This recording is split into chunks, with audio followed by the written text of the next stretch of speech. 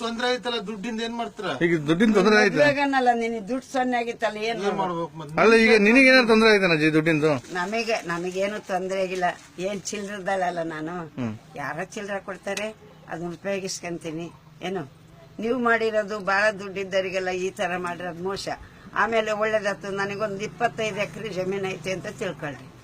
ಆ 25 ಎಕರೆ ಜಮೀನಿಗೂ ನಿನಗೆ ಯಾಕೆ ಅಷ್ಟು ಅಂದ್ರೆ, ನನಗೆ 5 ಜನ ಮಕ್ಕಳದಾರ, ನನಗೆ ಬೇಡ ಜಮೀನು, ನನಗೆ ಬೇಡನಪ್ಪ. ನಾನು ಇರೋ ತನಕ ಅವ್ರು ಚೆನ್ನಾಗಿರ್ಬೇಕು, ಅವರು ಒಂಚೂರು ಮುಂದಡಿಲಿ ನಮ್ಮ ಅಪ್ಪ ನಮ್ಮವ್ವ ಮಾಡಿದ್ದು ಅಂತ ನಾವು ಮಾಡಿದೀವಿ. ಈಗ ಈ ಬಿಟ್ಟಿ ಹೊಡೆದಿದಾರಲ್ಲ ದೇವ್ರ ಜಮೀನು ಅದು ಇದು ಹಾಕೊಂಡು ಅವ್ರು ಮುಂದರ್ದು ನಮ್ಮ ಮೇಲೆ ಮೀಸೆ ತಿರುತ್ತಾರಲ್ಲ, ಅಂತರಿಗೆ ಮಾಡ್ರಿ ನೀವು, ಅಂತರಿಗೆ ಮಾಡ್ರಿ.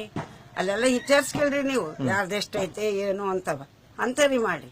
ಇಂಥರಿಗೆಲ್ಲ ಸ್ವಲ್ಪ ಸ್ವಲ್ಪ ಇದ್ದರಿಗೆಲ್ಲ ಮಾಡ್ಬೇಡ್ರಿ ನೀವು. ಈಗ ಜನ ಎಲ್ಲರೂ ದೇಶಕ್ಕೆ ಟ್ಯಾಕ್ಸ್ ಕಟ್ಟಬೇಕು. ಕಟ್ಲಿ ಕಣ್ರಿ, ಅವ್ರಿಗೆ ಎತ್ತಿರ್ತಿದ್ ಕಟ್ಬೇಕು ಅನ್ನೋದು ಎತ್ತಿರ್ತೈತಿ. ದುಡ್ಡು ಮಾಡ್ತಾರೆ ಕಟ್ತಾರೆ, ದುಡಿಮೆ ಮಾಡ್ಕೊಳ್ರಿ, ಕಟ್ರಿ. ನೀವು ಕಟ್ಟಿರಿ, ನಾವು ಮುಂದರಿತೀವಿ, ನೀವು ಮುಂದರಿತೀವಿ.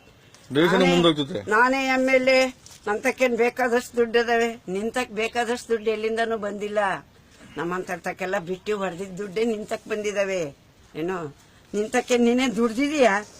ಅವ್ರ ತಕ್ಕ ಹೋಗಿ ಕುತ್ಕೊಳ್ಳೋದು, ಅಲ್ಲಿ ತಿನ್ನೋದು, ಇಲ್ಲಿ ತಿನ್ನೋದು, ನೀನ್ ಹೆಂಗ್ ನಿನ್ನ ಹೆಂಡತಿ ನೀನು ಮೈ ಬೆಳೆಸ್ಕೊಳೋದು, ನೀವು ಅದ್ರ ಪಟ್ಟೆ ಸೀರೆ ಉಡ್ಕೊಳೋದು, ಇನ್ನಿದ್ದಾರು ಗೌರ್ಮೆಂಟಿನ ಅವಂತ ಒಬ್ಬ ಡೂಪ್ಲಿಕೇಟ್ ಸೀರೆ ಬಂದೇವಲ್ಲ ಅವನ್ ಸುತ್ಕೊಳೋದು. ಅದ ಇವೆಲ್ಲ ನ್ಯಾಯ ಅಲ್ಲ.